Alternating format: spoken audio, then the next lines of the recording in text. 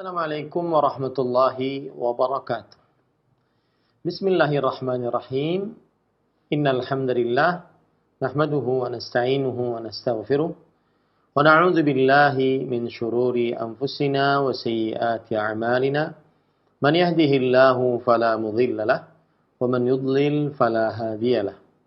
Wa ashhadu an la ilaha illallah wahdahu la syarika lahu wa ashhadu anna Muhammadan 'abduhu wa rasuluh. يا أيها الذين آمنوا اتقوا الله حق تقاته ولا تموتن إلا وأنتم مسلمون يا أيها الناس اتقوا ربكم الذي خلقكم من نفس واحدة وخلق منها زوجها وبث منهما رجالا كثيرا ونساء واتقوا الله الذي تساءلون به والأرحام إن الله كان عليكم رقيبا يا أيها الذين آمنوا اتقوا الله وقولوا قولا سديدا يصلح لكم أعمالكم ويغفر لكم ذنوبكم ومن يطع الله ورسوله فقد فاز فوزا عظيما أما بعد فإن أصدق الحديث كتاب الله وأحسن الهدي هدي محمد صلى الله عليه وعلى آله وسلم وشر الأمور محدثاتها وكل محدثة بدعة وكل بدعة ضلالة wa kulla dhalalatin finnar. Alhamdulillah, kita bersyukur pada Allah Subhanahu wa taala pada hari ini, hari Rabu pagi 22 Dzulhijjah 1441 Hijriah, kita dimudahkan kembali untuk duduk bersama di dalam kajian Islam ilmiah bersama Roja TV, Radio Roja, dan juga seluruh yang mengikuti kajian ini. Membaca kitab Rasailu Tahumul Mar'ah Al-Muslimah, risalah penting untuk muslimah yang ditulis oleh Fadilatul Syekh Al-Allamah Profesor Dr. Abdul Razak bin Abdul Muhsin Al-Badr Hafizahumallahu Ta'ala. Dan salawat dan salam semoga selalu Allah berikan kepada Nabi kita Muhammad sallallahu alaihi wa ala alihi wasallam, pada keluarga beliau, para sahabat, serta orang-orang yang mengikuti beliau sampai hari kiamat kelak. Dengan nama-nama Allah yang husna dan sifat-sifatnya yang ulia, kita berdoa, Allahumma inna nas'aluka ilman nafi'an wa rizqan tayyiban wa amalan mutaqabbala. Wahai Allah, sesungguhnya kami mohon kepada Engkau ilmu yang bermanfaat, rezeki yang baik, dan amal yang diterima. Allahumma amin. Ahibati hafizakumullah, masih kita membaca kitab Rasailu Tahumul Mar'ah Al-Muslimah, risalah penting untuk muslimah, dan masih kita di dalam Ar-Risalah Tsaniyah, risalah yang kedua, yaitu yang diberi judul oleh penulisnya Mau'izatun Nisa, nasihat untuk wanita. Dan masih kita di dalam bab Qissatum Ra'atin min Ahlil Jannah, kisah seorang wanita dari penghuni surga. Penulis Hafizahullah Ta'ala Al-Allamah Profesor Dr. Abdul Razak bin Abdul Muhsin Al-Badr Hafizahumullah, beliau di dalam kitab ini atau di dalam bab ini menyebutkan hadis riwayat Bukhari dan Muslim dari Atha bin Abi Rabah dari Abdullah bin Abbas radhiyallahu anhuma, bahwa Abdullah bin Abbas radhiyallahu anhuma menunjukkan kepada Atha bin Abi Rabah rahimahullah bahwa ada seorang wanita berkulit hitam penghuni surga. Dia adalah seorang wanita yang di zaman Rasulullah SAW dalam keadaan sering kesurupan. Kemudian sering juga di saat kesurupan tersebut terbuka auratnya. Maka beliau mendatangi Rasulullah SAW untuk meminta Rasulullah SAW agar mendoakan beliau sembuh dari kesurupan dan akhirnya sembuh dari terbukanya aurat. Kemudian Rasulullah SAW memberikan dua pilihan. Pilihan yang pertama yaitu agar dia bersabar, tidak didoakan oleh Rasulullah SAW, bersabar, maka baginya surga. Pilihan yang kedua adalah didoakan oleh Rasulullah SAW dan dengan izin Allah sembuh, tetapi tidak ada jaminan surga. Maka wanita yang berkulit hitam ini akhirnya memilih surga. dan akhirnya memilih bersabar. Tetapi beliau tetap meminta kepada Rasulullah SAW agar didoakan, bukan sembuh dari kesurupan, akan tetapi agar didoakan sembuh dari ketika kesurupan tidak terbuka aurat. Agar didoakan ketika kesurupan tidak terbuka aurat. Dan Rasulullah SAW mendoakannya. Pada pertemuan sebelumnya kita sudah sebutkan bahwasanya di sini ada permasalahan yang sering ditanyakan oleh sebagian kaum muslimin, yaitu hukum berobat. Maka kalau dilihat dari syar'inya atau tidak syar'inya berobat, maka kita katakan berobat adalah disyariatkan dalam agama Islam, baik berdasarkan Al-Quran ataupun hadis-hadis Rasul Sallallahu Alaihi Wasallam. Nah, kemudian yang kedua adalah hukum taklif, pembebanan, dari mulai wajib, sunnah, makruh, mubah, makruh, haram. Apa hukumnya berobat? Dilihat dari hukum taklif. Maka terjadi khilaf di antara para ulama rahimahumullah ta'ala. Ada yang mengatakan hukumnya wajib berobat. Ada yang mengatakan hukumnya sunnah. Pendapat yang lebih kuat, yang sudah kita kuatkan pada pertemuan sebelumnya, bahwa hukumnya sunnah. Akan tetapi bisa naik menjadi wajib apabila sakitnya tersebut menyebabkan, kalau tidak berobat, menyebabkan nyawanya hilang, atau cacat, atau kerusakan-kerusakan pada tubuhnya, maka menjadi wajib. Tapi asal hukumnya dia sunnah. Kemudian sudah kita sebutkan juga pada pertemuan sebelumnya, yaitu sesudah membicarakan hukum taklif, mana yang lebih utama? Ainal afdal? Mana yang lebih utama? Berobat atau tidak berobat? Maka jawabannya adalah yang lebih utama tentunya yaitu berobat. Ya, terutama lagi apabila penyakitnya tersebut dikhawatirkan menyebabkan terenggangnya nyawa, cacatnya tubuh, atau kesulitan pada anggota tubuhnya. Maka sangat dianjurkan untuk berobat dan lebih utama untuk berobat dibandingkan dia bersabar. Nah, kita lanjutkan pada kesempatan kali ini apa yang disebutkan oleh penulis. Inna qissata hadhil mar'ata qissatun azimah. Sesungguhnya kisah perempuan ini adalah kisah yang agung. Turwa fi makarimil akhlaq wa jamilis sifat wa mahasinil qiyami wa jamilil haya'i wa naqail qalbi wa safaihi. Dimasukkan di dalam akhlak yang mulia, sifat-sifat yang bagus, kepribadian-kepribadian yang indah, sifat malu yang indah, dan kesucian dan kebersihan hati. Naam, qalat inni atakashaf fad'u Allah li alla atakashaf. Iya. Kenapa dimasukkan di dalam hal-hal itu semua? Karena beliau berkata, sesungguhnya aku sering terbuka auratku saat kesurupan. Maka berdoalah kepada Allah untukku agar aku tidak kesurupan. Fakana hadha takashufu alladhi yaqa'u an ghairi tataw'in wa ikhtiyarin wa ala wad'in la malamata 'alayha fihi takashufan yu'arriquha wa yuqalqiluha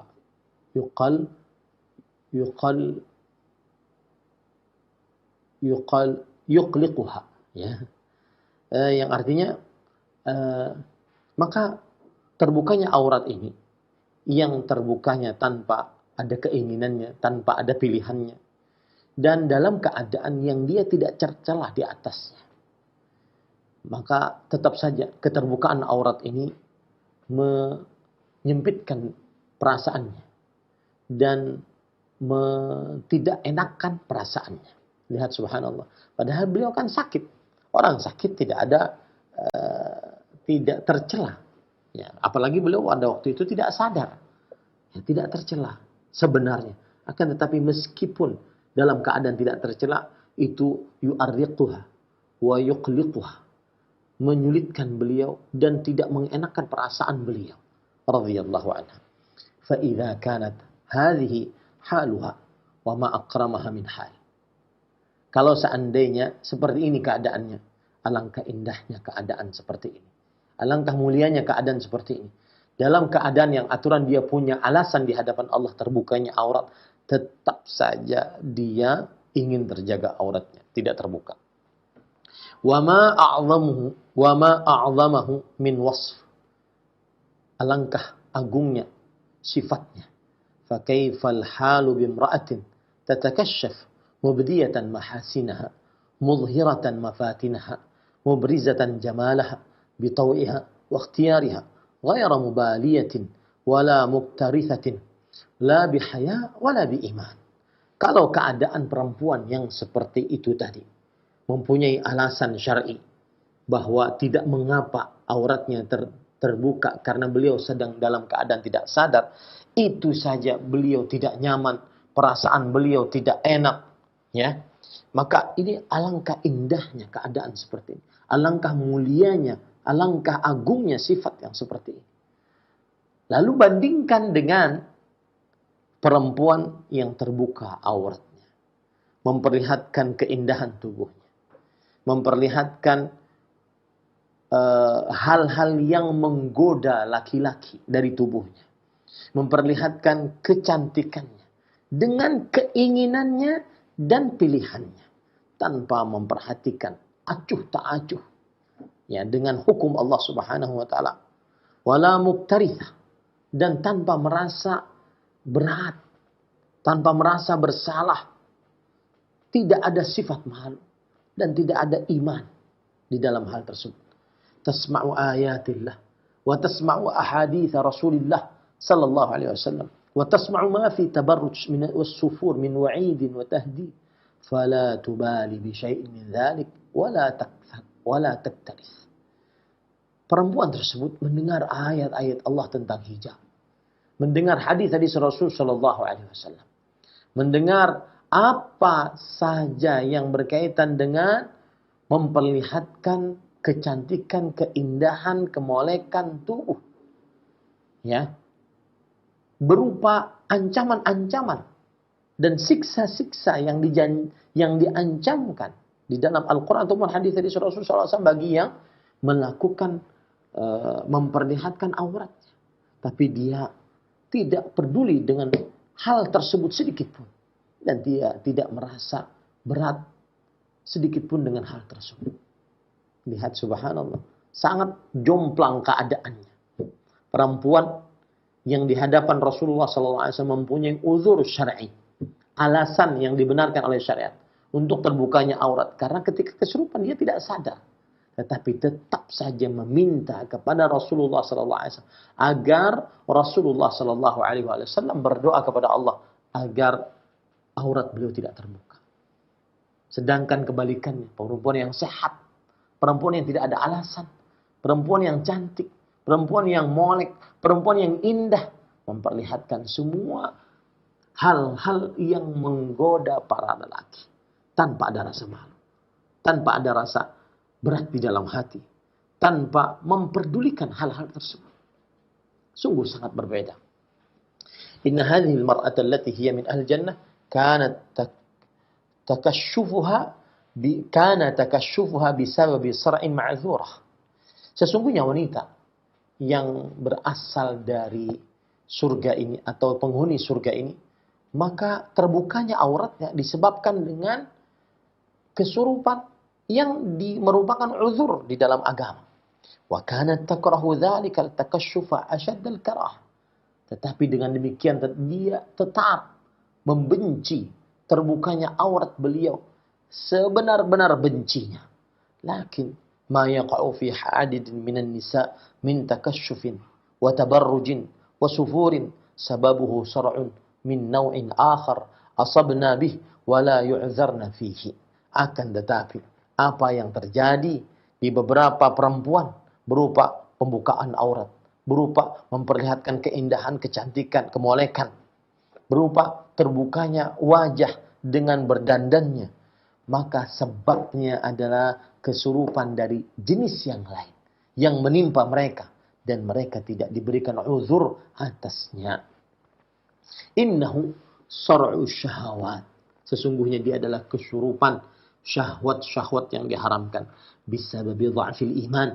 Disebabkan karena lemahnya iman. wa qillatid din wa dhahabil haya, dan sedikitnya agama dan hilangnya rasa malu, bi an yakuna al-insanu sari'a syahawatihi wa sari'a tatabbu'i maladzatihi, yaitu seorang manusia akhirnya dia kesurupan dengan syahwatnya. Dia kesurupan mengikuti kelezatan-kelezatan kehidupan dunia. Fayakunu bihadha as-sar'i laysa mubaliyan wala muktarithan bima yaf'alu ahwa min ridhallahi subhanahu am min sakhatih. Maka akhirnya dengan kesurupan ini dia tidak peduli, dia acuh, ya, dan dia tidak merasa berat dengan apa yang ia lakukan. Apakah perbuatan tersebut mendatangkan ridha Allah ataukah mendatangkan murka Allah Subhanahu wa taala. Jadi Al-Syekh Al-Allamah Profesor Dr. Abdul Razak bin Abdul Muhsin Al-Badr hafizahullah ingin membandingkan antara dua kesurupan. Kesurupan yang pertama yang dibenarkan oleh syariat apabila dia terbuka auratnya, dia tidak berdosa atasnya karena dia tidak sadar. Itu pun perempuan ini masih saja merasa berat, masih saja merasa berdosa, masih saja merasa tidak pantas, tidak layak untuk terbuka auratnya. Sedangkan kesurupan jenis yang kedua, kesurupan syahwat, kesurupan bisikan-bisikan syaitan untuk mengikuti kelezatan-kelezatan dunia, yang mereka tidak diberikan uzur atas kesurupan ini. Ya. Mereka sehat, mereka tetapi mereka memperlihatkan kecantikannya, kemolekan tubuhnya, kemudian keindahan pakaiannya, perhiasannya, dan seterusnya. Mereka tidak peduli apakah ini mendatangkan ridha Allah ataukah mendatangkan murka Allah Subhanahu wa taala. Wa qad 'azama hadha an-naw' min as-sar' fi hadha az-zaman. Kata Al-Allamah Profesor Dr. Abdul Razak bin Abdul Muhsin, dan sungguh telah besar jenis kesurupan seperti ini di zaman sekarang. Bisababi kathratil fitan, disebabkan banyaknya fitnah. Fitnah itu apa? Sesuatu yang genting yang mengakibatkan kehancuran. Wa tanawu'i dawa'i syahwat, dan bermacam-macam sarana-sarana yang menghantarkan kepada syahwat-syahwat yang haram. Wa buruzi asnafil mughriyat fi hayatin nas, dan nampaknya bermacam-macam hal-hal yang melalaikan dalam kehidupan manusia. Wa mastujidda fihi min wasail haditsatin, dan apa saja yang dibuat dari sarana-sarana yang baru, katsirun minha tuajjijul fitana wa tuthiru fin nufusi syahawati, yang artinya maka kebanyakan sarana-sarana yang baru tersebut mengembangbiakkan fitnah, keadaan-keadaan genting yang menyebabkan kerusakan dan memberikan pengaruh pada diri, yaitu syahwat-syahwat yang diharamkan. Disebabkan karena sarana-sarana modern yang ada di zaman sekarang, terutama di zaman media sosial seperti ini. Min khilali qanawatin athimah, berupa tontonan-tontonan yang berdosa. Wa mawaqi'a mawbu'ah, dan juga situs-situs yang memperosokkan, yang menjerumuskan. La hadapalah wala ghayata illa iqa'un nasi fi sar'i syahwat. Tidak ada tujuan apapun, tidak ada puncak dari tujuan mereka kecuali menjerumuskan manusia ke dalam pertempuran syahwat. Wa an yakunu tarihi al-maladzat fa'azmal bala'u washtadda al-khatbu. Maka akhirnya mereka menjadi korban kelezatan-kelezatan yang diharamkan, maka akhirnya musibah membesar, kemudian bala bertambah parah.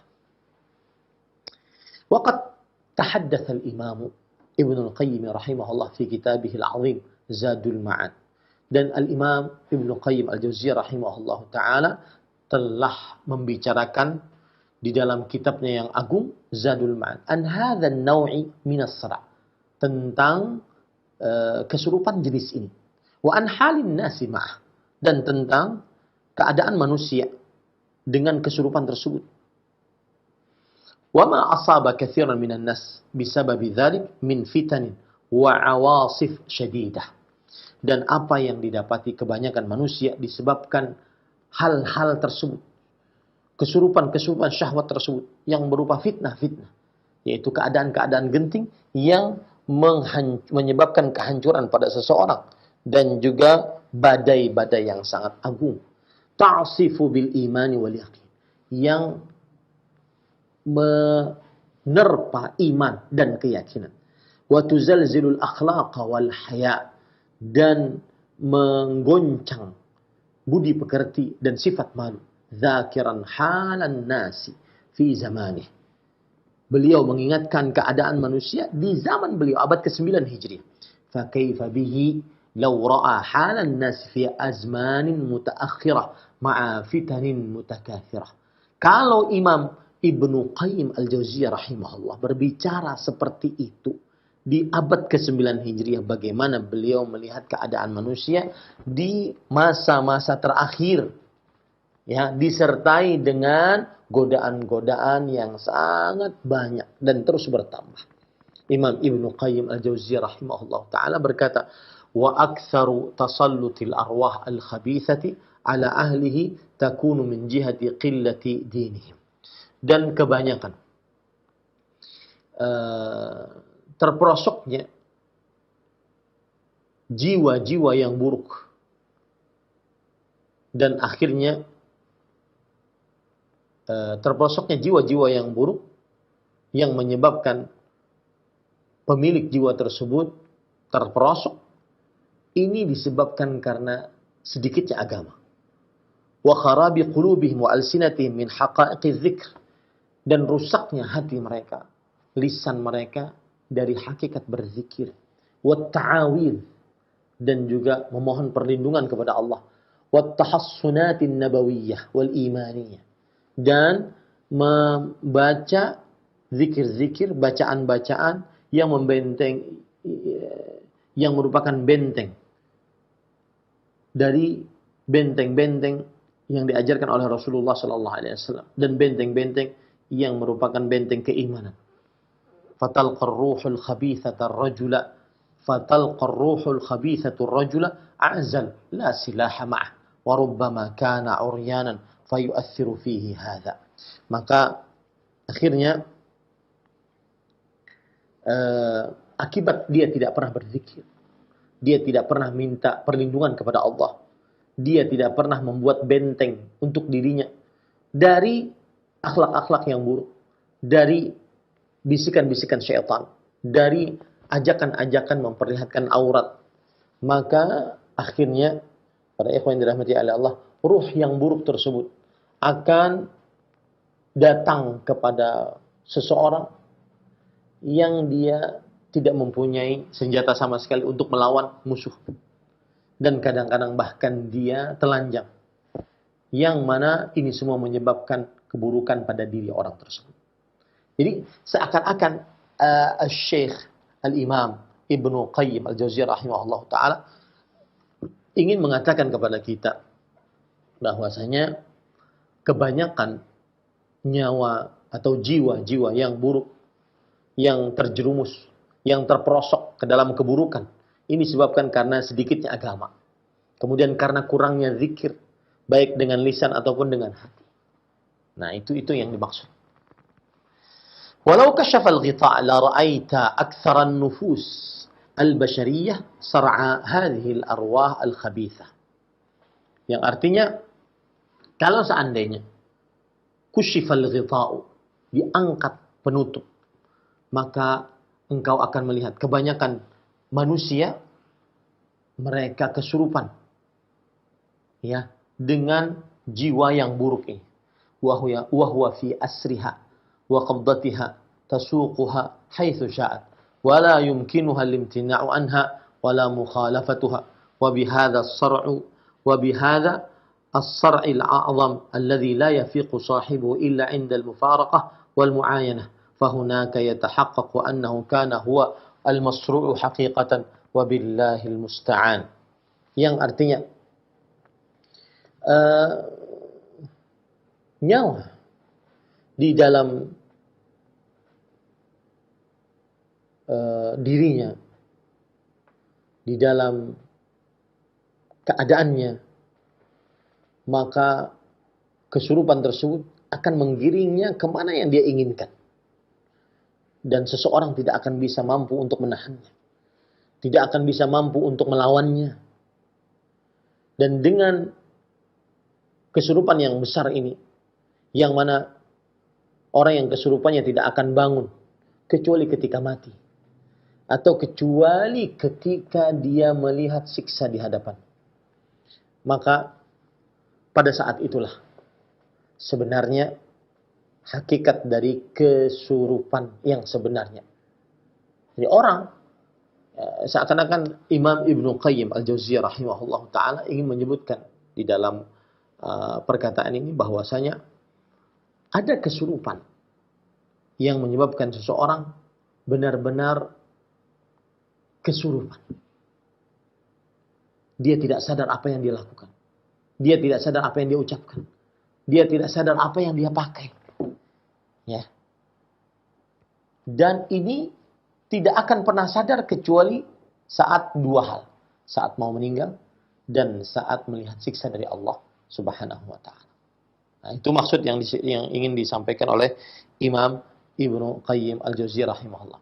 Wa ilaju hadha as-sar'i biqtiran al-aql as-sahih ila al-iman bima ja'at bihi ar-rusul. Dan pengobatan kesurupan dengan penggandengan akal yang sehat kepada iman, beriman kepada apa yang dibawa oleh para rasul. Wa an takuna al-jannatu wan-naru nusba 'ainaihi wa qiblata qalbihi wa yastahdhiru ahla ad-dunya wa hulul al-mathulath al-muthlat wal afat bihim wa wuqu'uha khilal diyarihim kama waqi'il qatr wa hum sar'a la yafiqun wa ma ashadda da'a hadha as-sar'a walakin lamma 'ammatil baliyah bihi bihaythu la yura illa masru'an lam yasir mustaghraban wala mustankaran bal sara li kathratil masru'in ainul mustankar al mustaghrab khilafahu. Beliau di dalam perkara ini ingin mengatakan kepada kita bahwa obat dari kesurupan ini ya adalah keimanan dengan apa yang dibawa oleh para rasul di samping dengan akal yang sehat. Keimanan, beriman dengan ajaran Rasulullah sallallahu alaihi wasallam. Kemudian juga selalu berorientasi akhirat. Jadi seakan-akan gampangannya bahasanya begini. Obat agar seseorang terlepas dari syahwat yang diharamkan. Terlepas dari memperlihatkan kecantikan, memperlihatkan kemolekan tubuh, memperlihatkan perhiasan, memperlihatkan keindahan pakaian di hadapan laki-laki yang bukan mahramnya. Maka agar terlepas seperti itu, salah satunya obatnya adalah beriman kepada apa yang dibawa oleh para Rasul alaihi wassallam. Dan yang kedua, yaitu hendaknya dia berorientasi akhirat. Yang ada dalam pikirannya selalu, saya masuk surga atau tidak. Saya dijauhkan dari api neraka atau tidak. Itu yang harus ada dalam pikirannya selalu. Kemudian seakan-akan Imam Ibnu Qayyim ingin mengatakan kepada kita bahwasanya ini kesurupan aneh sebenarnya. Kesurupan syahwat yang diharamkan. Orang akhirnya membuka aurat seenaknya. Ini sebenarnya aneh. Akan tetapi karena sudah tersebar begitu banyak, maka akhirnya yang dianggap aneh adalah yang memakai pakaian dan pakaiannya sesuai dengan syariat Islam. Itu yang ingin disampaikan oleh Imam Ibnu Qayyim Al-Jauziyah rahimahullah ta'ala. Kata beliau, lamma ammatil baliyah bihi bihaitsu la yura illa masru'an. Ketika semuanya dalam kesurupan syahwat, lam yasir mustaghraban wala mustankaran. Maka akhirnya kesurupan tersebut tidak dianggap aneh. Orang tidak berpakaian tidak dianggap aneh. Orang cuma memakai BH, ya, kelihatan buah dadanya tidak dianggap aneh. masuk ke dalam televisi, masuk ke dalam konten YouTube tidak dianggap aneh. Bahkan karena saking banyaknya orang kesurupan syahwat yang diharamkan, yang benar-benar menutup aurat, yang bercadar, yang berjilbab lebar, bergamis panjang, dianggap radikal teroris. Dianggap kesurupan. Dianggap tidak sesuai dengan kebiasaan manusia biasa. Ini kan terbalik. Itu yang diinginkan oleh Imam Ibnu Qayyim al-Jauziyah rahimahullah. Beliau kemudian mengatakan, فَإِذَا أَرَادَ اللَّهُ بِعَبْدٍ خَيْرًا أَفَاقَ مِنْ هَذِهِ السَّرْعَةِ وَنَظَرَ إِلَى أَبْنَاءِ الدُّنْيَا مَصْرُوعِينَ حَوْلَهُ يَمِينًا وَشِمَالًا عَلَى اخْتِلَافِ طَبَقَاتِهِ فَمِنْهُمْ مَنْ أَطْبَقَ بِهِ الْجُنُونَ وَمِنْهُمْ مَنْ يُفِيقُ أَحْيَانًا قَلِيلَةً وَيَعُودُ إِلَى جُنُونِهِ وَمِنْهُمْ مَنْ يَفِيقُ مَرَّةً وَيَجِنُّ مَرَّةً فإذا أفاق عمل عمل أهل الإفاقة والعقل ثم يعاوده الشرع فيقع في التخبط. Maka jika Allah Subhanahu wa taala menginginkan kepada seorang hamba kebaikan, Allah akan menyadarkan manusia dari kesurupan tersebut. Dan ia akan melihat kepada pengikut-pengikut dunia yang kesurupan di samping kanannya, samping kirinya, sesuai dengan tingkatan-tingkatan kesurupan mereka. Ada orang-orang yang sangat gila dengan kesurupan syahwat. Ya, dia benar-benar terperosok bahkan sampai gila dengan syahwat yang diharamkan. Dan ada orang kadang sadar sebentar, nanti kembali lagi kepada kegilaan syahwat yang diharamkan. Ada kadang-kadang dia sadar kemudian nanti gila pada dalam keadaan yang lain.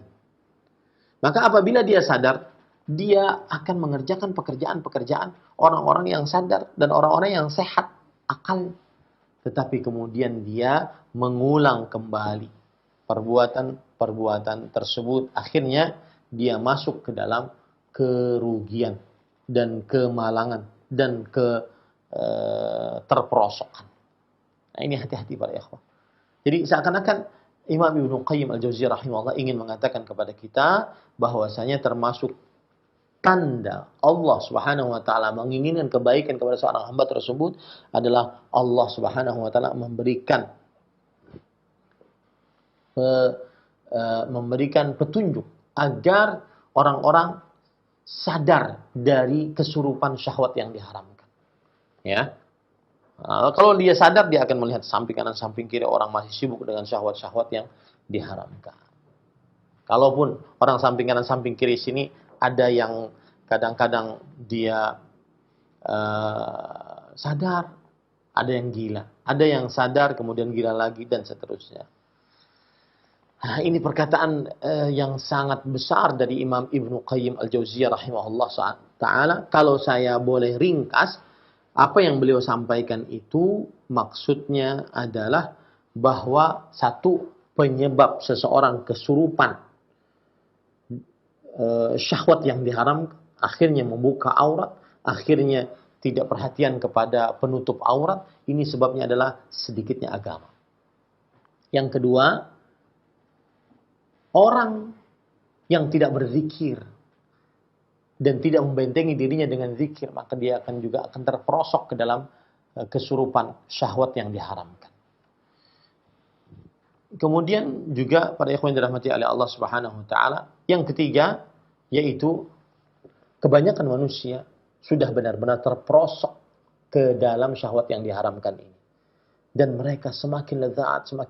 Tidak ada yang menghentikannya, bisa menasihatinya kecuali ketika ruh berpisah dengan tubuh, ketika kematian, dan ketika itu dia melihat siksa yang disediakan oleh Allah Subhanahu wa taala. Kemudian yang keempat, para ikhwan yang dirahmati oleh Allah Subhanahu wa taala, yang keempat adalah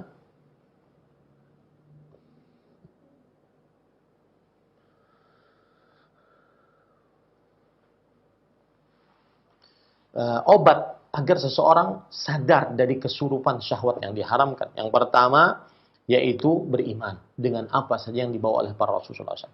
Yang kedua, orientasi akhirat. Bagaimana saya bisa masuk surga, jauh dari api neraka. Kemudian beliau juga mengatakan bahwa saking banyaknya orang yang kesurupan dengan syahwat yang diharamkan, akhirnya memperlihatkan aurat, maka Orang yang menjaga tertutupnya aurat, menjaga kesucian, kemuliaan, ya, maka ini dianggap aneh, dianggap radikal, dianggap teroris, dianggap. Nah, ini para ikhwan. Kemudian juga beliau mengatakan bahwasanya ini adalah ringkasan yang beliau sebutkan, bahwasanya tanda kebaikan Allah kepada seorang hamba adalah Allah Subhanahu wa taala menyadarkan orang tersebut agar agar segera sadar dari kesurupan syahwat yang diharamkan. Agar segera sadar dari kesurupan syahwat yang diharamkan.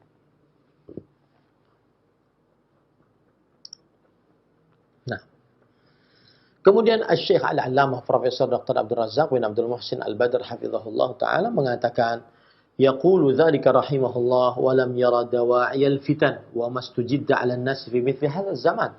Kata Syekh Abdul Razak bin Abdul Muhsin Al-Badr, Imam Ibnu Qayyim Al-Jauziyah rahimahullah taala mengatakan itu ketika beliau belum melihat sarana-sarana yang menghantarkan kepada godaan-godaan dan sarana-sarana baru terhadap manusia yang ada pada zaman sekarang seperti sosial media, mimma yud'ifu ya'sifu bil iman, yang bisa menerpa iman, wa yukhalkhilul akhlaq, dan bisa menghancurkan budi pekerti, wa yuzhibul al-muru'ata wal haya, dan menghilangkan harga diri, martabat, dan juga sifat malu.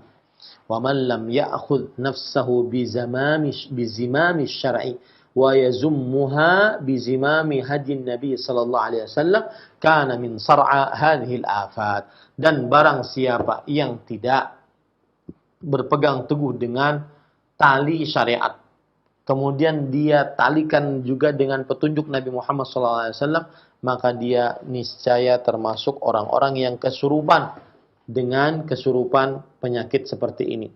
Wa qatla hadhil fitan wa tarihi hadhihi syahwat, dan dia akan menjadi mayat atas godaan ini dan juga sesuatu yang dicampakkan dari syahwat ini. Kemudian ahibati hafizakumullah taala.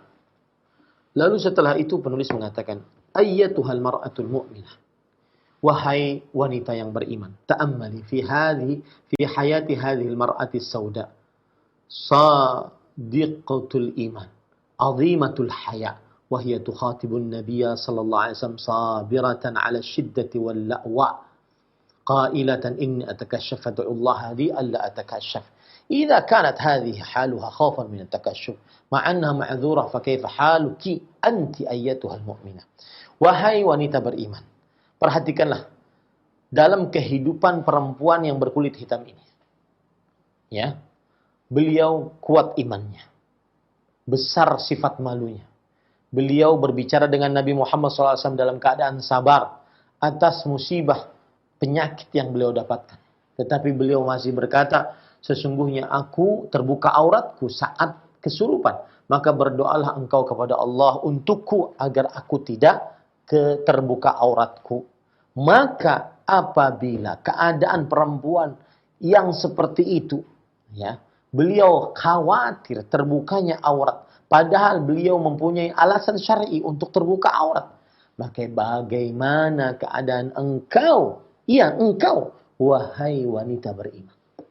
Inna ba'dhan nisa ubtulina fi hadha zaman binhizamiyah azimah wa tahawulin syani' bisabab inbiharin bihadaratin zaifah wa taqaddumin qatil fa asbahatil mar'atu la tuqallidu man hiya mu'jabah بحضرتها إلا في توافه الأمور وخسيس الأشياء وحقير الأخلاق وجنت على نفسها أعظم جناية وجرت على إيمانها أعظم بلاء. Kata beliau, sesungguhnya sebagian perempuan telah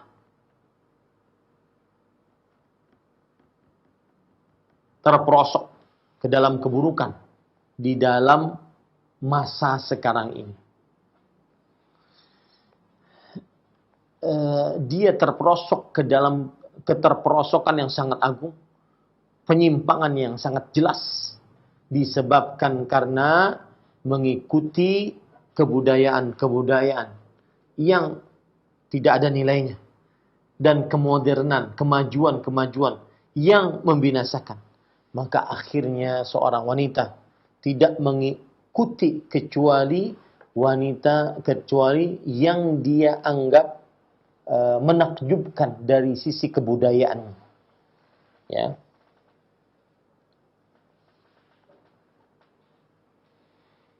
Padahal hal yang menakjubkan tersebut tidaklah kecuali di dalam perkara-perkara yang rendah, perkara-perkara yang buruk, perkara-perkara yang menunjukkan akhlak yang buruk. Maka akhirnya dia menciderai dirinya sendiri, ya, dengan pencederaan yang besar.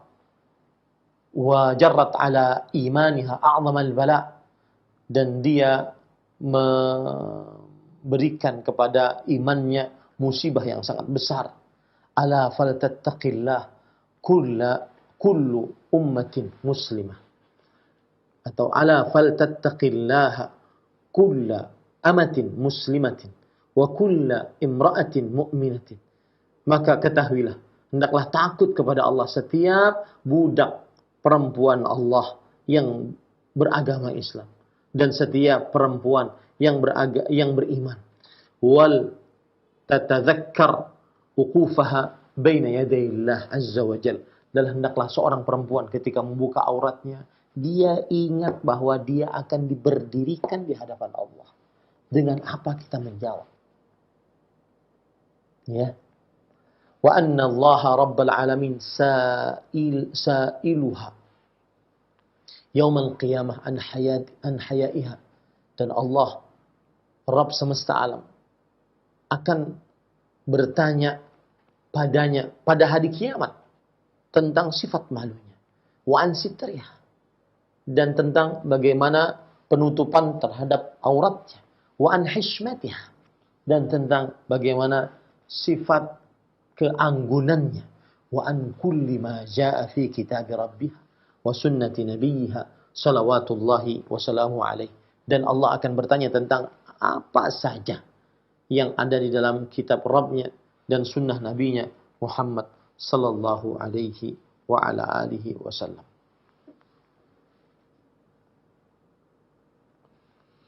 Kemudian penulis mengatakan, walamma usiba ba'dun nisa bihadha an-naw'i min as-sara' sar'u syahawat fa asbahna tarihatin li hadha as-sara' jana 'alayhinna anwa'an min al-jinayat. ولهذا يرى في كثير من بلدان المسلمين وديار أهل الإيمان في أنحاء كثيرة تكشف وتبرج وسفور لا يعرف إطلاقا في تاريخ حياة المرأة المسلمة. Dan ketika sebagian perempuan ditimpakan dengan kesurupan jenis ini, kesurupan syahwat, maka akhirnya mereka tergeletak karena kesurupan ini. Mereka melakukan perbuatan-perbuatan menyimpang dari banyaknya perbuatan-perbuatan yang menyimpang. Oleh sebab itulah terlihat di kebanyakan negara-negara kaum muslimin dan juga negara-negara orang-orang beriman, di tempat-tempat yang banyak terbukanya aurat, memperlihatkannya kecantikan, memperlihatkannya keindahan yang tidak dikenal sama sekali di dalam sejarah kehidupan wanita muslimah. Ini subhanallah, ini perkataan sangat berat dari Syekh, dalam artian penampakan aurat di tengah kaum muslimah di zaman sekarang ya tidak pernah sebelumnya terlihat di zaman-zaman sebelumnya dalam sejarah wanita muslimah. Ya. Ini ahibati hafizakumullahu ta'ala.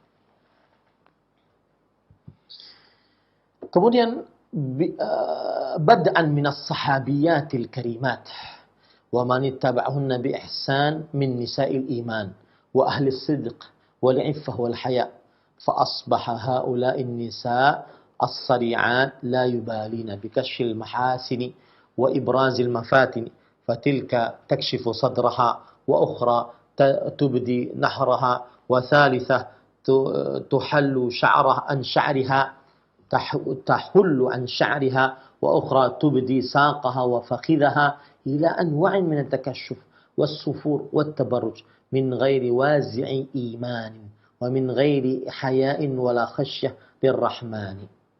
Artinya sejarah wanita, terbukanya aurat wanita yang seperti ini di zaman sekarang belum pernah ada dalam sejarah kehidupan perempuan muslimah. Dimulai dari sahabat, kemudian para tabi'in, kemudian perempuan-perempuan yang benar-benar jujur dalam imannya, menjaga kesuciannya, menjaga kemaluannya, ya. Maka itu tidak akan pernah ada. Tetapi akhirnya perempuan-perempuan tersebut mereka kesurupan. Mereka tidak memperhatikan, tidak memperdulikan dengan terbukanya keindahan-keindahan tubuh mereka. Dengan terlihatnya perkara-perkara yang menggoda dari tubuh mereka terhadap laki-laki. Ada yang membuka dadanya, ada yang terlihat lehernya, ada yang ketiga menampakkan rambutnya, ada yang keempat menampakkan lengannya, kemudian pahanya, betisnya dan pahanya. Dan macam-macam dari pembukaan-pembukaan aurat, dari penglihatan-penglihatan kecantikan, dari berdandan terbuka di hadapan laki-laki yang bukan mahramnya, tanpa ada timbangan keimanan sama sekali, dan tanpa ada timbangan sifat malu, kemudian takut kepada Allah Subhanahu wa taala. Atadzakkara haula'in nisa'u al-ba'tha wal-wuqufa baina yadayillah. Apakah perempuan-perempuan tersebut mengingat tentang dibangkitkannya seluruh manusia dan berdiri di hadapan Allah Subhanahu wa taala? Tsumma al-hisab, wal 'iqab 'ala kulli munkarin iqtarafnahu. Apakah mereka tidak mengingat bahwa kemudian akan dihisab, akan disiksa atas setiap kemungkaran yang mereka kerjakan? Wa kullu fi'lin syani'in irtakabnahu. Dan setiap perbuatan yang buruk yang mereka lakukan. Famal ladzi gharraha fi imaniha. Apa yang menyebabkan iman mereka tertipu? Wa mal ladzi gharraha fi haya'iha. Dan apa yang menyebabkan sifat malu mereka tertipu? Wa mal ladzi ja'alaha tanhattu ila hadzal suful. Apa yang menyebabkan mereka terperosok ke dalam keadaan yang paling rendah? Wa tahwi fi hadzal darki min al-inhitat. Dan kemudian mereka terperosok ke dalam kerak yang paling dalam. Ala faltatadarakul mar'ah dzalik. Maka hendaklah seorang perempuan harus sadar akan hal itu. Wal tunqidh nafsaha min hadzal sar' musta'inatan bi rabbiha. Hendaknya dia selamatkan dirinya dengan minta tolong kepada Allah. Sa'ilatan sayyidaha wa maulaha jalla sya'nuhu an yamunna 'alaiha bil 'afaf. Memohon kepada Allah Subhanahu wa taala agar Allah memberikan sifat kesucian dalam dirinya. Wa an yurzaqaha al-hishmata was-sitra. Dan Allah memberikan rezeki kepadanya, anugerah kepadanya berupa sifat anggun dan sifat tertutup. Akhidatan bima'khadhil hazmi wal azmi, yang mana dia mengambil tekad bulat akan hal itu, siyanatan li nafsiha, untuk menjaga dirinya, wa ri'ayatan li haya'iha, dan untuk menjaga memelihara sifat malunya, wa muhafazatan ala imaniha, dan untuk menjaga imannya, wa taufiqu biyadillahi wahdah, dan semoga taufik dan petunjuk hanya di tangan Allah Subhanahu wa taala. Jadi intinya Syekh ingin mengingatkan bahwasanya ada perempuan-perempuan yang kesurupan. Kesurupan syahwat yang diharamkan. Kesurupan yang menyebabkan auratnya terbuka. Kesurupan yang menyebabkan wajahnya terlihat dalam keadaan berdandan oleh laki-laki yang bukan mahramnya. Kesurupan yang menyebabkan anggota tubuhnya terlihat meskipun sebagian tertutup. Kesurupan yang memperlihatkan hal-hal yang menyimpang dari perempuan, dari tidak kurang dari hal yang menunjukkan kurangnya sifat malu, kurangnya sifat anggun, kurangnya sifat suci di dalam diri perempuan tersebut. Maka salah satu kiat yang paling utama disebutkan oleh Syekh adalah ingat hisab, ingat hari kebangkitan, ingat hari kiamat, ingat berada di hadapan Allah Subhanahu wa taala, ditanya oleh Allah Subhanahu wa taala. Nah, ini ahibati hafizakumullahu taala. Nah, itu kiranya tentang kisah penghuni surga, ya. Kisah penghuni surga wanita berkulit hitam. Kenapa dijamin surga? Karena berani menjaga agar dirinya tidak terbuka auratnya meski dalam keadaan kesurupan.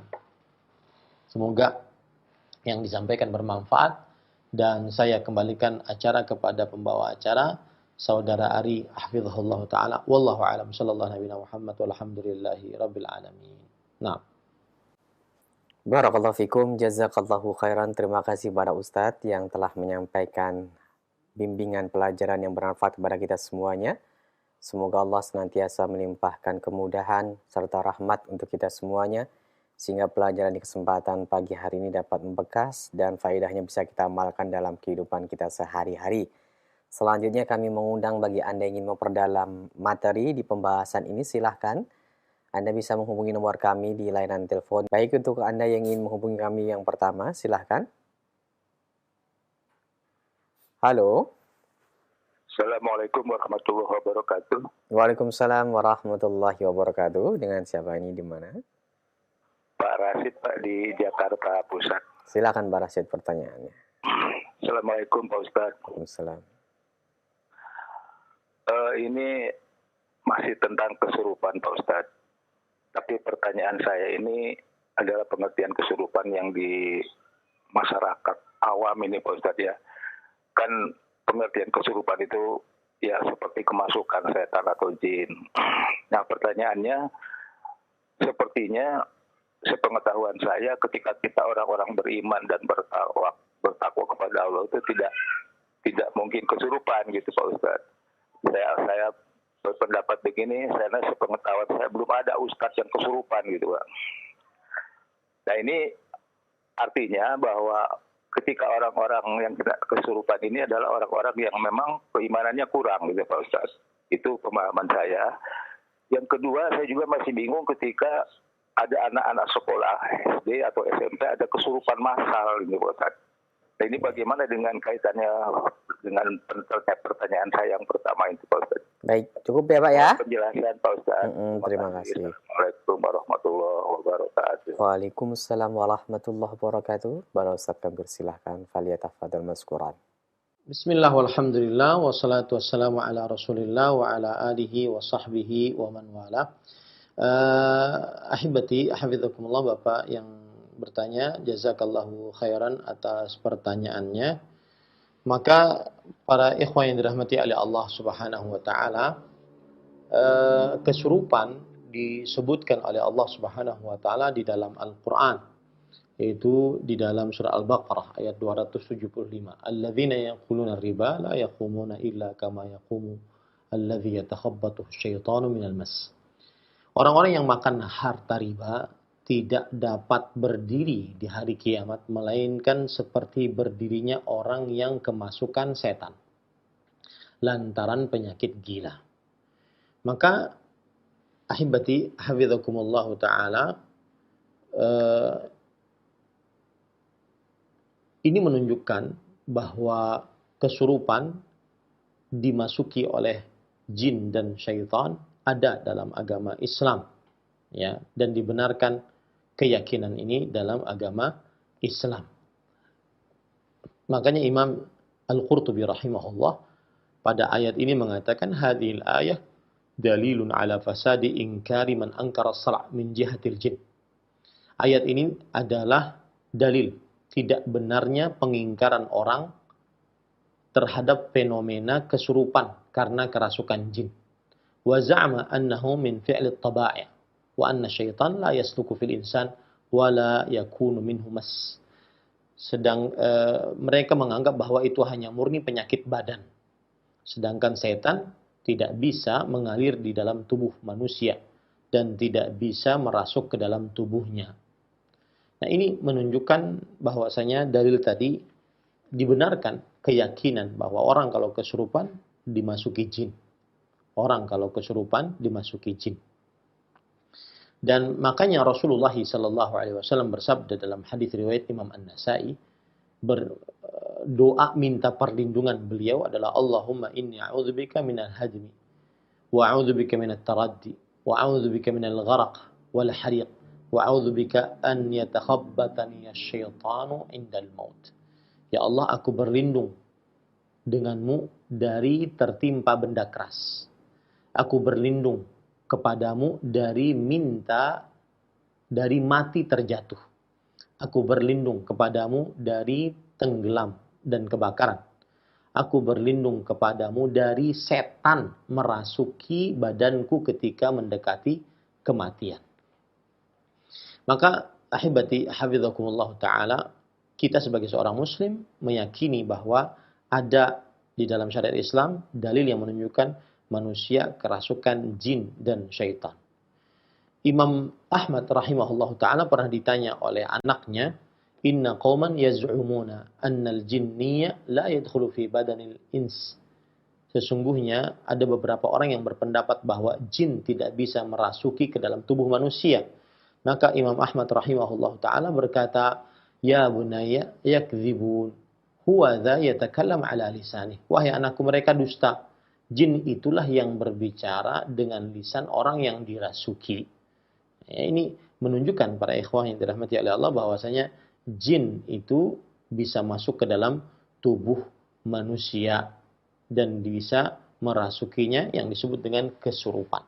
Baik, kalau sudah kita pahami itu, nah pertanyaan Bapak tadi, apakah orang yang kesurupan tersebut hanya pada orang yang lemah iman? Maka jawabannya tidak hanya orang yang lemah iman saja, tetapi juga kepada orang yang kuat imannya sebagai ujian dan pengangkatan derajat atas orang yang kuat imannya tadi. Ya, orang yang lemah imannya itu jelas dia sangat bisa untuk dimasuki jin.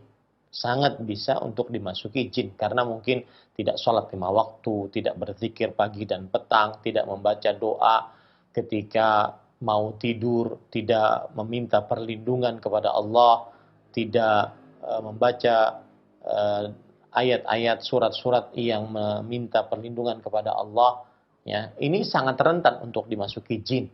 Ini menunjukkan lemahnya imannya. Tetapi ada juga yang kuat imannya dirasuki jin. Di antaranya tadi sahabat Nabi Muhammad SAW kuat imannya, ya, kemudian mempunyai penyakit kesurupan. Akhirnya dan ketika kesurupan tersebut terbuka auratnya dan itu dari syaitan dan beliau kuat imannya dan ini menunjukkan untuk mengangkat derajatnya, bukan untuk siksaan atasnya atau untuk peringatan atasnya, tetapi untuk ujian dan mengangkat derajatnya. Wallahu a'lam.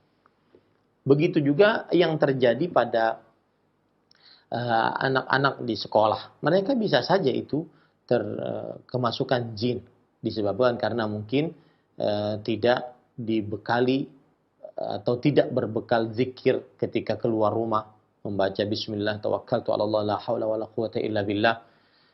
Kemudian juga di antara mereka ada yang tidak dimintakan perlindungan oleh orang tuanya kepada Allah Subhanahu wa taala. Ada yang seperti itu. Akhirnya kerasukan jin. Wallahu a'lam. Naam. Barakallahu fikum, jazakallahu khairan. Terima kasih para Ustadz yang telah memberikan jawaban dan semoga nasihat ini bermanfaat untuk kita semuanya.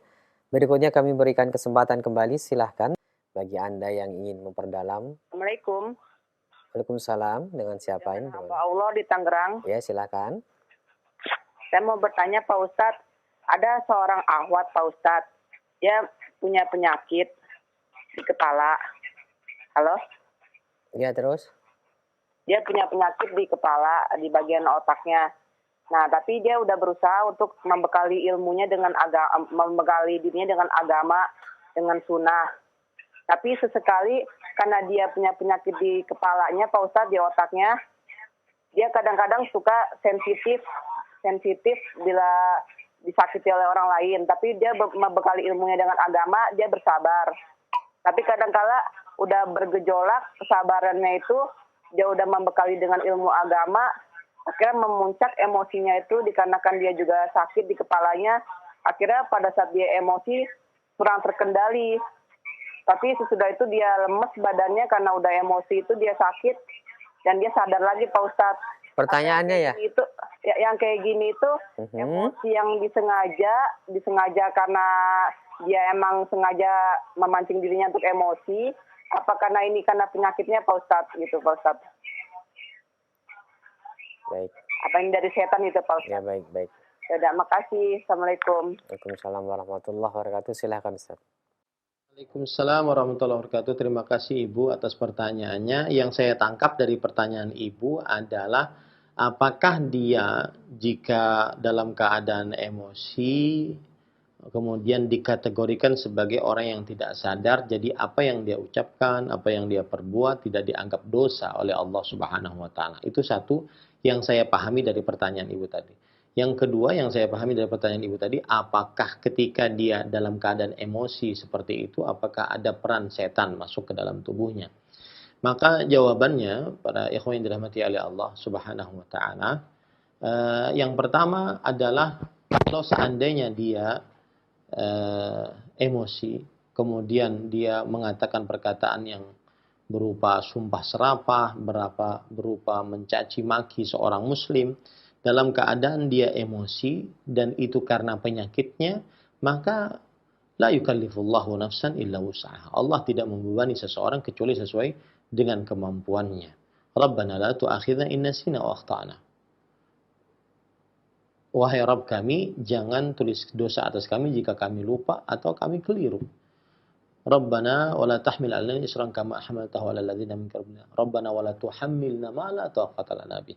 Wahai Rabb kami, jangan bebankan kepada kami sesuatu yang kami tidak sanggup atasnya. Karena sebab sakitnya tersebut, maka kemudian dia emosi. Kemudian dia keluar sumpah serapah atau perbuatan-perbuatan yang bertentangan dengan syariat. Maka kalau seandainya memang dia tidak sadar disebabkan sakitnya tersebut, maka berarti dia ma'dzur, ada alasan syar'i atasnya. Ya, apa yang dia ucapkan tidak dianggap dosa, apa yang dia perbuat tidak dianggap dosa. Kalau seandainya itu disebabkan karena penyakit yang menyebabkan dia akhirnya tidak sadar atas apa yang dia ucapkan dan apa yang diperbuat. Dalam hadis riwayat Imam Abu Daud, Rasulullah SAW bersabda, "Rufi'al qalamu an thalatha." Yang artinya pena diangkat atas 3 orang. Anil majnun al-maghlubi ala aqli hatta yafiq. Atas seseorang yang gila, yang tertutup akalnya sampai dia sadar. Yang gila, yang tertutup akalnya sampai dia sadar. Nah, apabila dia sakit tadi, kemudian ada yang menyebabkan dia emosi, akhirnya disebabkan karena sakitnya, kemudian dia tidak sadar atas apa yang diucapkan, apa yang diperbuat, maka pada saat itu dia tidak berdosa. Tapi kalau seandainya dia sadar, cuma dia tidak bisa menahan emosinya, maka dia tetap berdosa atasnya. Itu satu. Yang kedua, apakah ada bisikan syaitan iblis? Semua amarah itu dari syaitan. Al-ghadhabu minasyaitan. Ya. Semua amarah itu adalah dari syaitan. Maka Rasulullah Shallallahu Alaihi Wasallam bersabda kepada sahabat Nabi, la taghdab, la taghdab. Janganlah engkau marah, janganlah engkau marah. Ada hadis yang diriwayatkan oleh Imam Ahmad dari sahabat Nabi Atiyah bin Urwah As-Sa'di. Nabi Muhammad SAW bersabda, innal ghadaba minasyaitan. Wa inna syaitana khuliqa minan nar. Sesungguhnya marah itu dari syaitan. Dan sesungguhnya syaitan diciptakan dari api. Wa innama tudfa'un nar bil ma' fa idza ghadiba ahadukum falyatawadda. Dan sesungguhnya api dipadamkan dengan air. Maka apabila salah seorang dari kalian marah, hendaklah dia berwudu. Cuma hadis ini dilemahkan oleh para ulama hadis, di antaranya oleh Imam An-Nawawi rahimahullahu taala dan juga oleh Imam Al-Albani rahimahullahu taala. Jadi hadisnya ini lemah, tetapi makna hadis diterima. Makna hadis benar. Dan benar diterima dari sisi kedokteran. Kenapa demikian? Karena para ikhwan yang dirahmati oleh Allah Subhanahu wa taala, para ulama mengatakan al-ghadabu yusahibu fawranu ad-dam. Kemarahan menyebabkan naiknya tekanan darah. Wal ma'u yudfi'u hadzal fawrah wa yaksiru hiddataha. Dan air memadamkan tekanan tersebut dan memutuskan ketinggian tersebut. Oleh sebab itulah masih saja para ahli fikih memberikan nasihat salah satu obat saat marah adalah berwudu, dan tidak ada yang mengingkari akan hal ini. Dan disebutkan oleh Imam Ibnu Qayyim Al-Jauziyah rahimahullah dalam kitab beliau Al-Wabilus Sayyib, ada pasal beliau menyebutkan di situ fi ma yuqal wa yaf'al indal ghadab. Apa yang diucapkan dan apa yang diperbuat saat marah. Ya, salah satunya adalah berwudu. Begitu juga Syekhul Islam Ibnu Taimiyah rahimahullah taala, beliau menekankan perkara ini, saat marah berwudulah.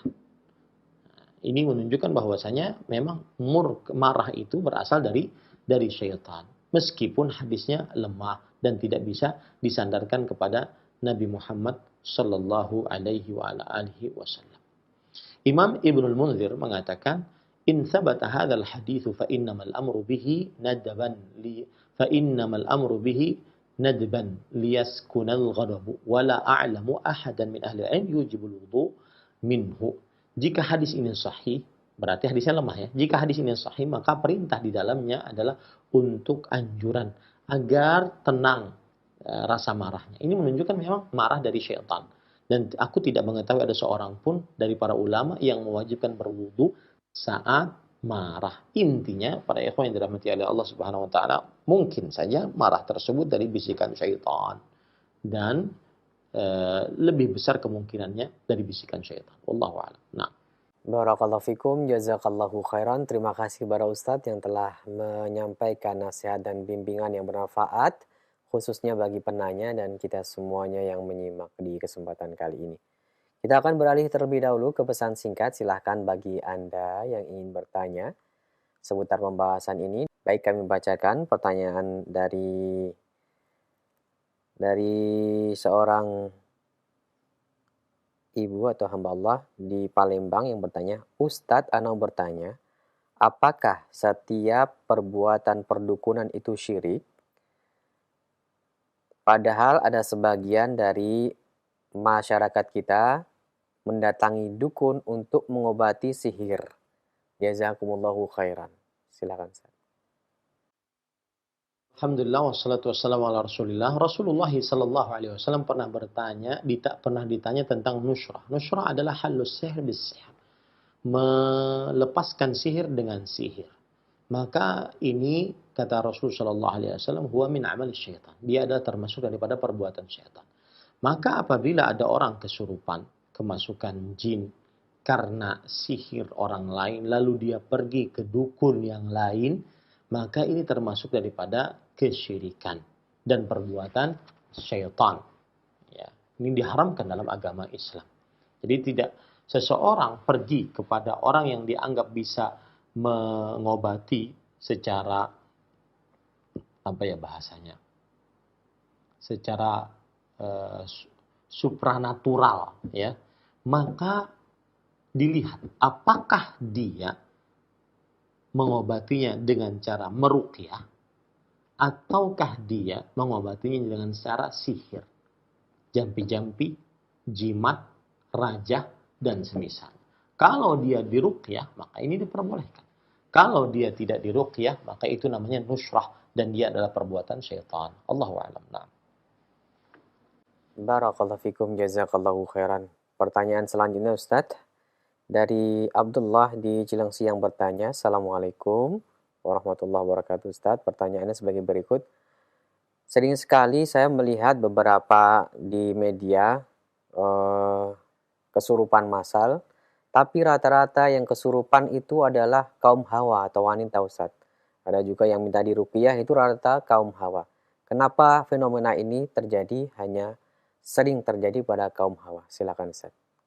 Ahibati, hafizakumullah, bismillah, walhamdulillah, wassalatu wassalamu ala rasulillah wa ala alihi wa sahbihi wa man wala. Jawabannya adalah karena para perempuan disebutkan oleh Rasulullah SAW, yaitu kurangnya agama dan kurangnya akal mereka. Sebagaimana hadis Rasul SAW, "Ma ra'aitu min naqisati aqlin wa din, adhaba li lawbi rajulin hazimin minkum min ihdakun." Yang artinya aku tidak pernah melihat makhluk-makhluk yang kurang akal dan kurang agamanya yang lebih menghilangkan ketegaran seorang lelaki dari kalian dibandingkan para perempuan-perempuan. Ini menunjukkan perempuan kurang agamanya dilihat dari sisi bahwa perempuan ada masa haidnya. Dan pada masa haid itu kadang perempuan tidak beraktivitas ibadah kecuali yang dirahmati oleh Allah Subhanahu wa taala. Padahal masa haid perempuan masih bisa berzikir, masih bisa berdoa, masih bisa beramal saleh. Meskipun dia tidak bisa puasa, tidak bisa sholat, tidak bisa memegang mushaf, tetapi masih dia bisa membaca Al-Quran melalui hafalannya. Dia bisa berzikir, masih bisa berdoa, dan seterusnya. Nah, sebab ini kadang-kadang terjadi. Yang kedua adalah kurang akalnya dalam artian, yaitu di sini syaitan bisa masuk ke dalam diri perempuan karena selalu banyak menggunakan perasaannya dibandingkan akal pikirannya, sehingga akhirnya sering sekali dalam pikirannya kosong, berkecamuk, kemudian bisa dimasuki oleh syaitan. Ini sebab Allahu a'lam, ya, yang menyebabkan para perempuan kebanyakan atau terlihat kebanyakan mereka kesurupan ataupun dalam kesurupan massal. Allahu a'lam. Barakallahu fikum. Terima kasih Ustadz atas nasihat dan jawabannya. Berikut kita akan kembali mencoba mengangkat pertanyaan dari via telepon. Silahkan bagi Anda yang bertanya. Halo. Assalamualaikum. Waalaikumsalam warahmatullahi. Dengan siapa Ibu? Di mana? Dengan hamba Allah di Jakarta Timur. Silakan pertanyaannya. Ini Ustadz. Assalamualaikum Ustadz. Waalaikumsalam. Saya kan orang nggak melihat ya. Saya punya anak perempuan udah dewasa tapi penakut, misalnya misalnya ke kamar mandi aja takut gitu kan. Terus saya selalu menasehati, kenapa sih kamu penakut, cuma ke kamar mandi aja takut gitu kan. Terus apa yang ditakutin kan, takutnya setan gitu. Saya bilang gini, mama aja nggak takut bangun tengah malam jam berapa aja nggak takut. Ya mama kan nggak melihat gitu. Bukankah setan itu? Saya bilang jawabnya gini, setan itu kan mengganggu, nggak hanya melihat. Mungkin umpamanya setan itu mau mengganggu mama, kan bisa dari perasaan atau suara gitu. Apakah benar Ustadz kalau setan itu tahu, misalnya kita nggak melihat gitu Ustadz? Jazakallahu khairan Ustadz. Assalamualaikum. Waalaikumsalam warahmatullahi wabarakatuh. Silakan Ustadz. Bismillah, alhamdulillah, wassalatu wassalamu ala rasulillah wa ala alihi wa sahbihi wa man wala. Allah Subhanahu wa taala berfirman dalam Al-Qur'an, "Innahu yarakum huwa wa qabiluhu min haitsu la tarawnahum."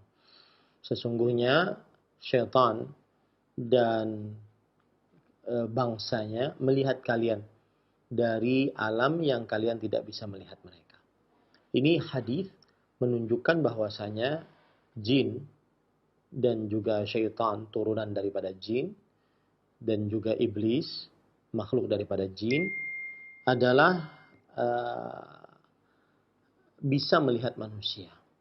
Sedangkan manusia secara umum tidak bisa melihat jin dengan mata kasatnya. Tetapi ada beberapa keadaan yang mana manusia bisa melihat jin sebagaimana terjadi pada Nabi Muhammad SAW. Beliau pernah memegang leher iblis, ya. Kemudian juga Abu Hurairah radhiyallahu anhu pernah menangkap iblis atau syaitan atau jin yang mengganggu beliau dalam menjaga harta zakat. Ada beberapa manusia yang memang diperlihatkan untuk bisa melihat jin dan syaitan. Tapi asal hukumnya manusia tidak bisa melihat jin. Baik yang dia matanya normal ataupun yang tunanetra. Tidak bisa melihat jin. Tetapi yang menarik dari cerita ibu tadi adalah bahwa semestinya kita sebagai orang tua untuk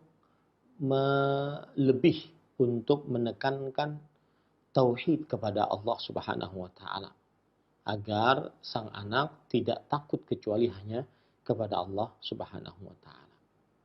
Jadi menekankan kepada anak perihal tauhid bahwa hanya Allah yang pantas kita takuti, tidak ada yang boleh kita takuti kecuali Allah Subhanahu wa taala. Jin di dalam kegelapan memang kita takuti, akan tetapi jin tersebut tidak akan bisa untuk memberikan mudarat, bahaya, kecelakaan apapun kecuali dengan izin Allah Subhanahu wa taala. Maka kita harus lebih takut kepada Allah Subhanahu wa taala yang bisa mengizinkan atau tidak mengizinkan jin untuk mengganggu manusia.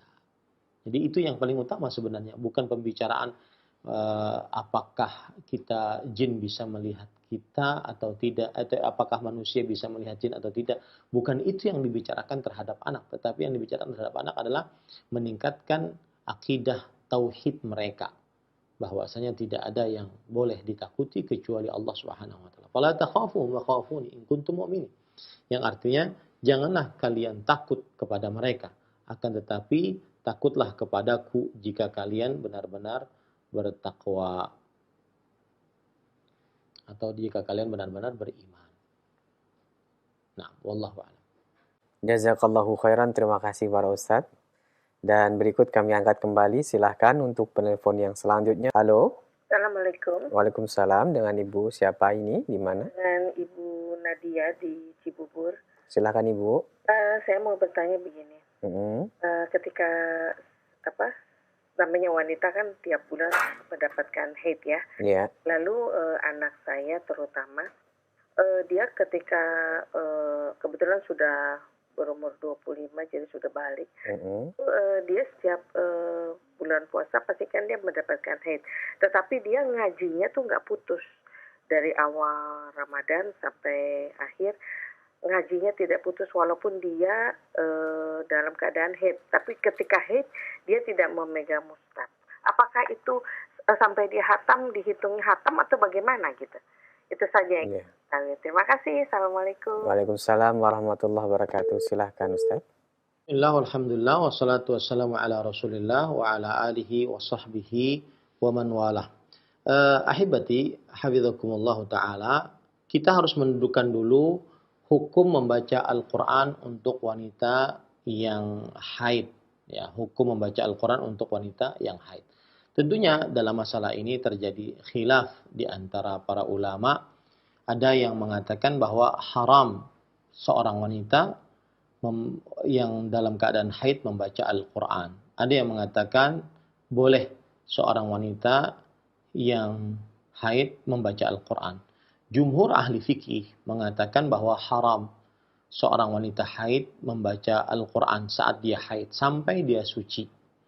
Dan tidak ada pengecualian akan hal ini kecuali kalau seandainya dia berzikir atau sedang berdoa dan tidak dimaksudkan dalam rangka membaca Al-Quran.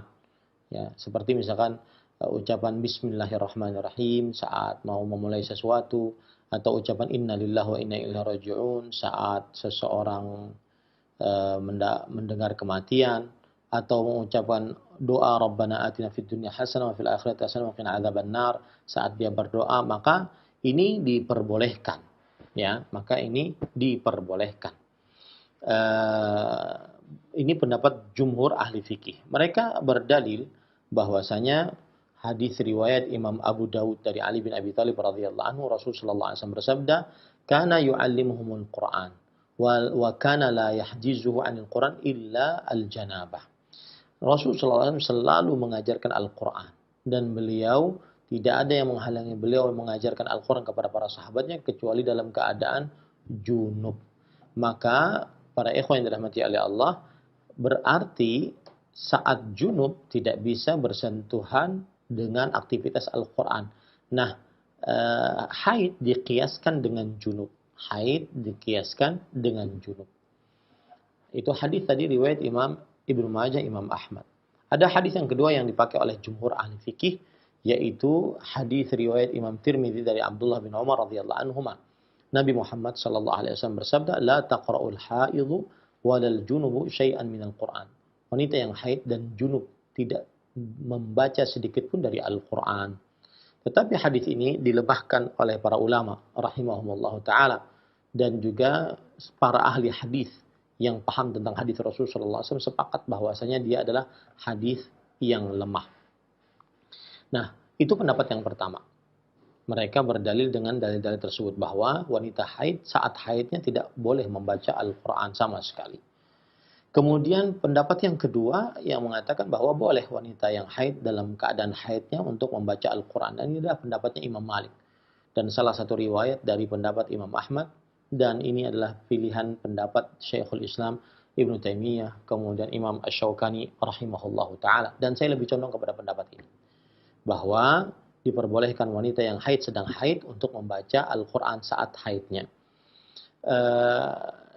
Dalilnya, karena asal hukumnya adalah boleh, ya, dan halal. Dan tidak ada dalil yang melarang dengan tegas bahwa wanita haid haram untuk membaca Al-Quran. Dan syariat untuk membaca Al-Quran umum, baik wanita yang haid ataupun wanita yang suci.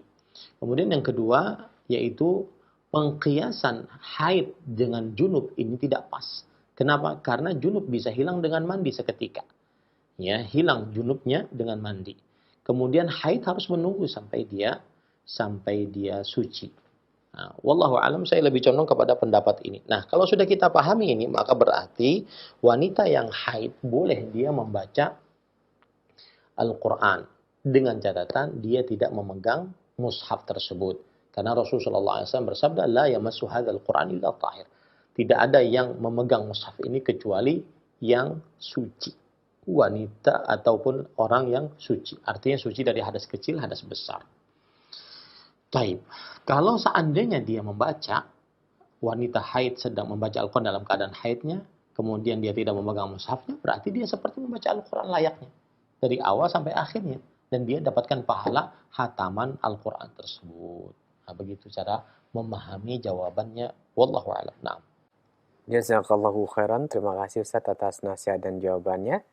Berikut kami angkat kembali, silahkan untuk penelpon yang berikutnya. Kami harapkan pertanyaan Anda berkesesuaian dengan pembahasan yang disampaikan Ustaz. Halo. Halo. Assalamualaikum. Waalaikumsalam warahmatullahi. Ibu dengan siapa di mana? Hamba Allah di Sumatera Selatan. Silahkan Ibu. Ya, saya mau nanya Ustaz. Yang terbilang mushaf itu, halo? Ya, silakan. Yang termasuk mushaf itu Al-Quran atau seperti Iqra, seperti Juz Amma itu termasuk Al-Quran nggak itu Ustaz? Baik. Ya. Terima boleh nggak dipegang kalau lagi haid itu Iqra, Juz Amma seperti itu? Iya baik. Terima kasih Bu. Ya, makasih. Assalamualaikum. Waalaikumsalam warahmatullahi wabarakatuh. Silakan Ustaz. Bismillah, alhamdulillah, wassalatu wassalamu ala rasulillah. Yang dimaksud dengan tidak memegang mushaf, mushaf itu adalah yang Al-Quran yang sudah dibukukan. Dan dia cuma Al-Quran yang cuma berbahasa Arab saja.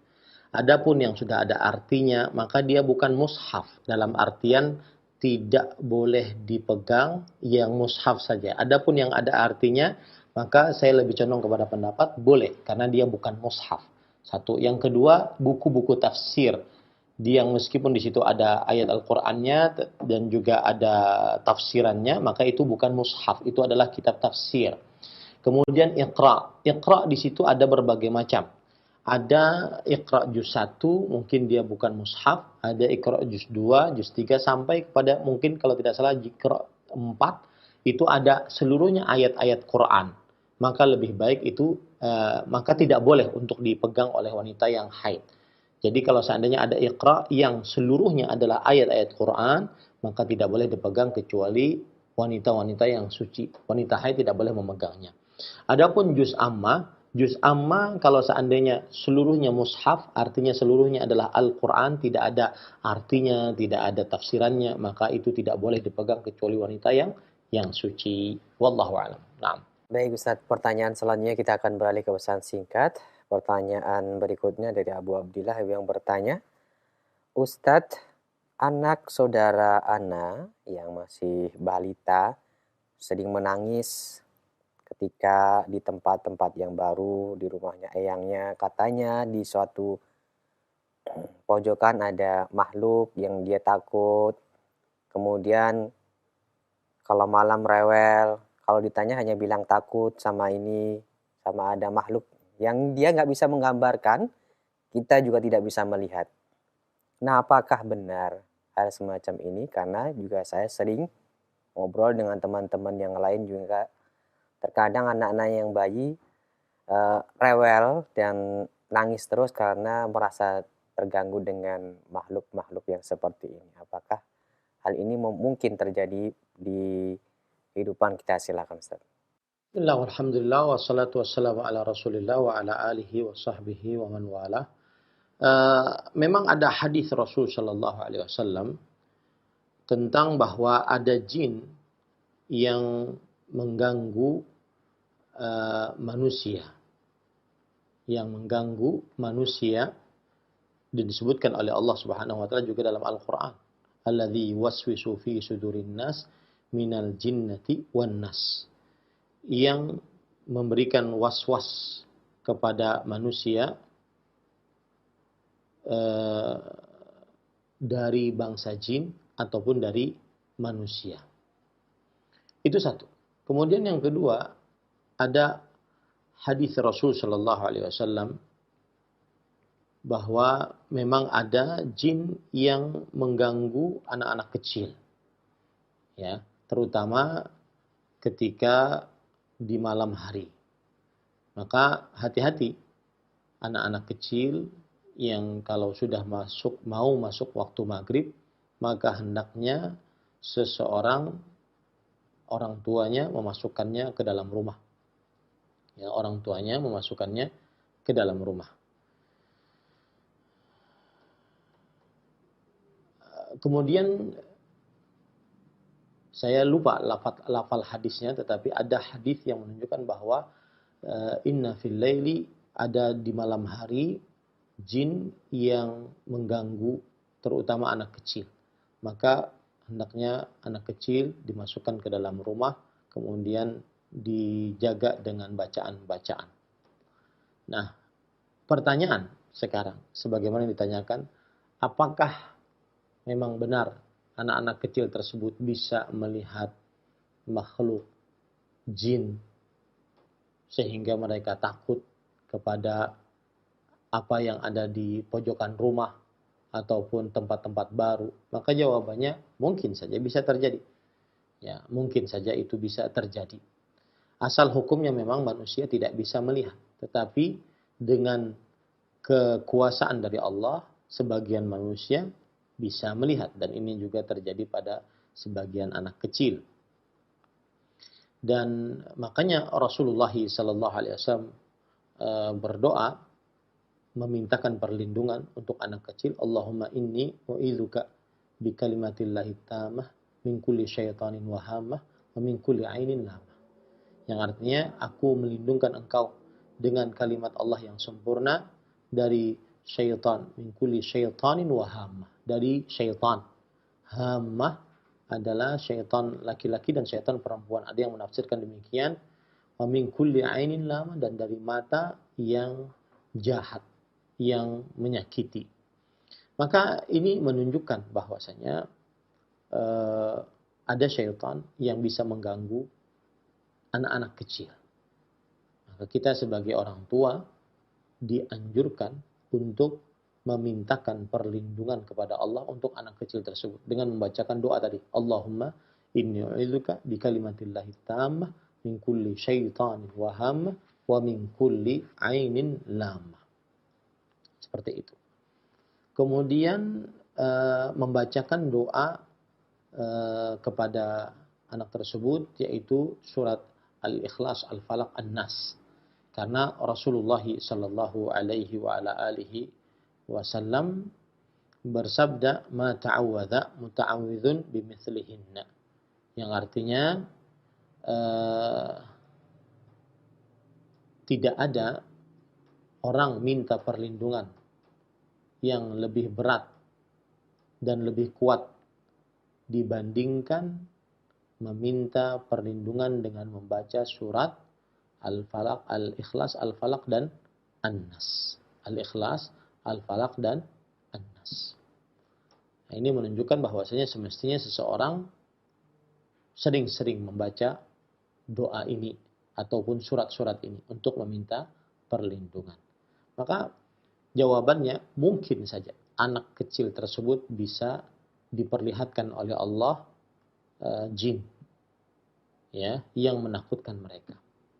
Dan tindakannya apabila seperti itu, maka diruqyah dengan cara membacakan Al-Fatihah ataupun surah Al-Baqarah ataupun 2 ayat terakhir dari surah Al-Baqarah atau ayat kursi atau Al-Ikhlas, Al-Falaq, dan An-Nas. Atau juga mendoakan, mintakan perlindungan kepada Allah untuk anak tersebut. Allahumma inni u'idzuka bi kalimatillahi tammah min kulli syaitanin wa hamma wa min kulli ainin lamah. Dan juga apabila keluar rumah, maka diajari anak tersebut untuk membaca doa keluar rumah. Bismillah tawakkaltu 'ala Allah la haula wala quwata illa billah. Rasulullah SAW menyebutkan bahwa siapa yang membaca doa ini ketika keluar rumah, faqad hudiya wa kufiya wa wuqiya.